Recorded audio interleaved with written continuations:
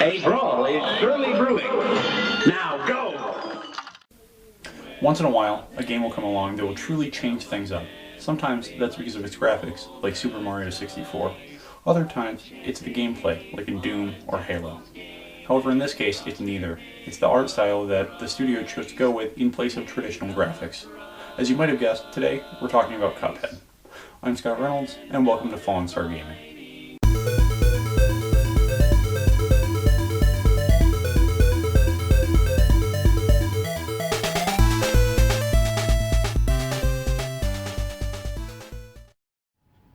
A spoiler warning is in effect for the duration of the video.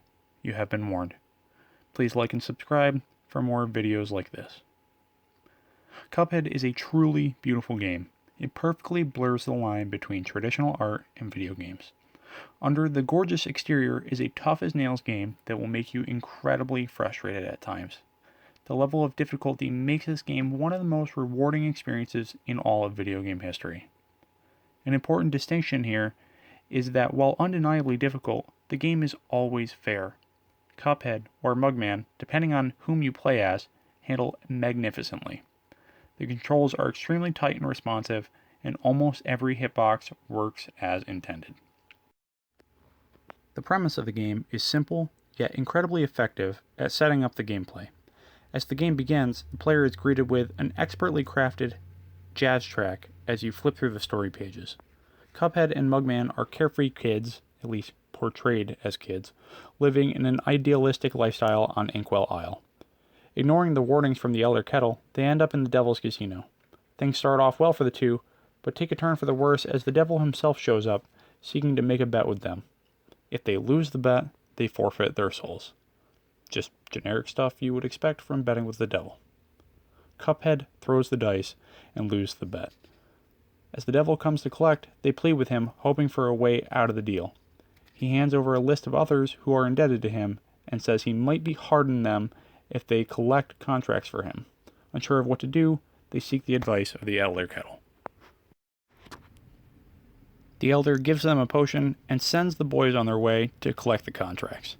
This is where you take control of CUPHEAD and enter into the tutorial. The thing about CUPHEAD that is most easily recognizable is the art style. Brothers Chad and Jared Moldenhauer have stated they drew inspiration from Walt Disney and Fleischer cartoons of the 1930s. About 150 character designs were made before they arrived at the model we now know. When seeing a Japanese propaganda film from 1936 in which a man with a teacup head morphs into a tank. The Moldenhauers described CUPHEAD as having a difficult retro game core because of its emphasis on gameplay over plot. First showed during the Xbox portion of E3 2014, fans were immediately excited. The game made its official release on September 29, 2017 for PC and Xbox. It was initially a Microsoft exclusive. The Nintendo Switch version released on April 18, 2019, and that's the one I played through. The game released to critical and commercial success, and even spawned a few memes. Stop comparing games to Dark Souls. Please stop. Gaming journalism has become a lazy circle jerk. So anyone that wants a gaming challenge, you're spreading toxicity, okay? You need to tone it down a bit, because you're being quite toxic. Please right note, the following clip is being played at double speed. There's a good chance, even if you have not played this game, you might recognize the tutorial. This is where Dean Takahashi's clip showed he had a difficult time traversing the game. This is actually what spurred my thought process on my first video's subject matter. There is an essay worth of discussion to be had on this topic alone.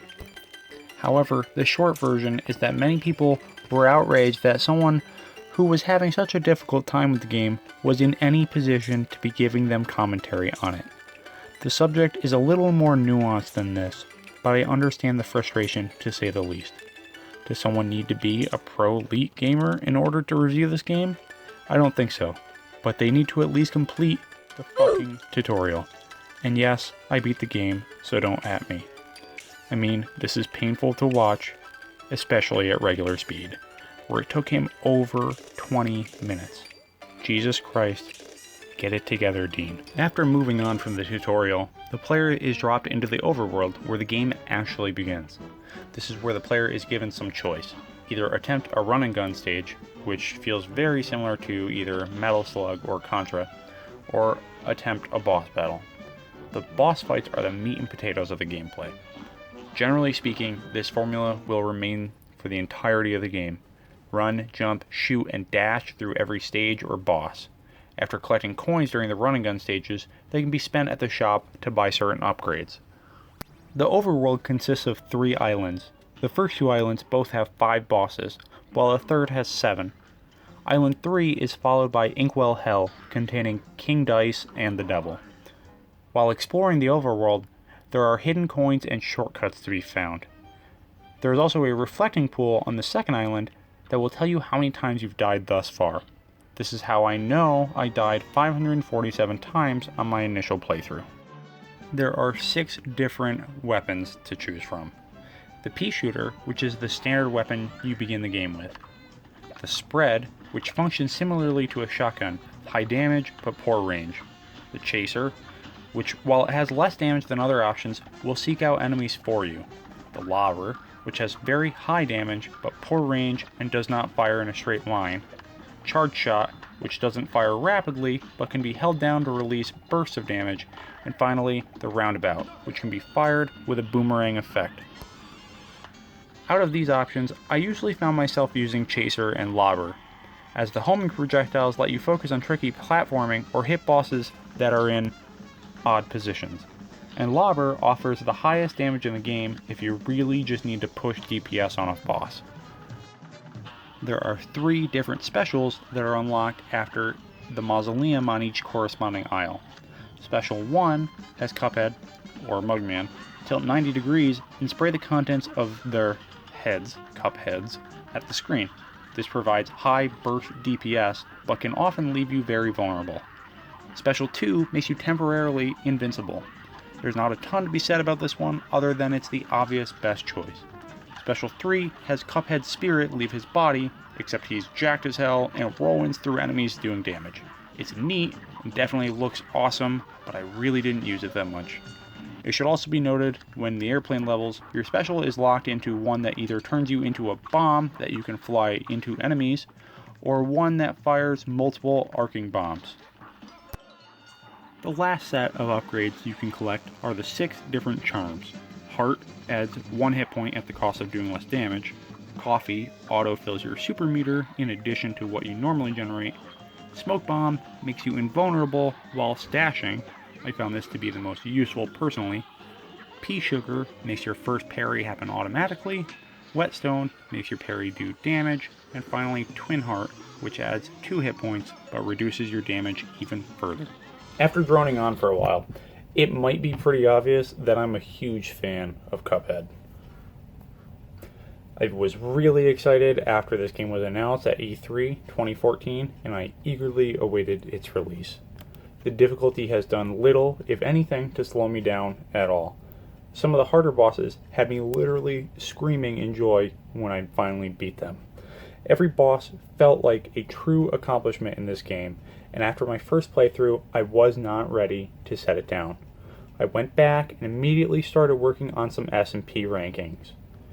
I even beat Goopy Legrand on Expert Mode, S-Ranked, so you know I'm better than you.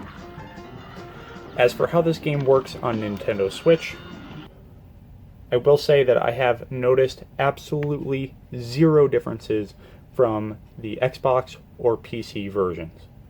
So, with that being said, if this is not an inferior version, given the nature of the Switch and its portability, I would say that the Nintendo Switch version is probably the way to play the game. I think that this is a superior experience given its mobility, and you're offered the same exact product. Until now, I've also completely glazed over the fact that this game is only $20.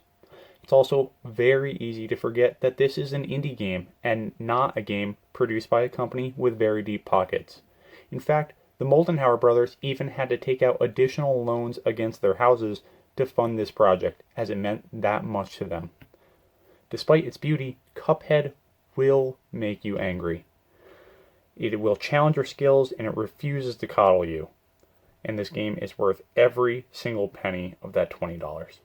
So, what do I feel about this game as a whole? Well, I give this game a 9.5 out of 10. Why not an actual perfect 10? Well, I feel like a perfect 10 is incredibly rare. They come along once every couple of years. And for an indie game, this came incredibly close to hitting that mark. There are a few RNG moments where like platforms on Grim Matchstick, things like that. I know that bothered some people. I didn't really have too much of an issue with it, but there are a few slight problems here. Mostly they weren't an issue for me, but I acknowledge they exist. I will also come back and revisit this game when we learn more about the DLC or the Netflix series. With that being said, I leave you guys with two questions. The first of which, would you rather see Fire Emblem Three Houses or Dragon Quest XI next? As I would like to probably do one of those two. And would you prefer long format videos released with less frequency or shorter videos released more often? Leave a comment below, and please like and subscribe. Until next time, get good.